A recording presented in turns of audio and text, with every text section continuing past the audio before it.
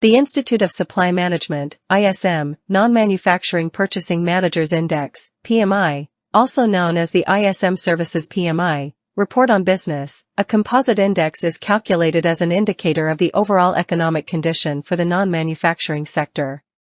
The NMI is a composite index based on the diffusion indexes for 4 of the indicators with equal weights: business activity, seasonally adjusted, new orders, seasonally adjusted, employment, seasonally adjusted, and supplier deliveries. A reading above 50% indicates the non-manufacturing sector economy is generally expanding. Below 50% indicates the non-manufacturing sector is generally contracting.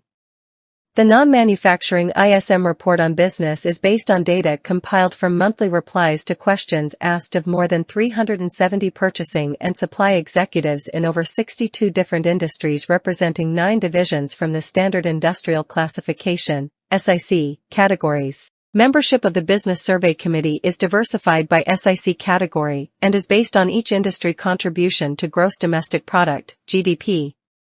A higher than expected reading should be taken as positive/bullish for the USD, while a lower than expected reading should be taken as negative/bearish for the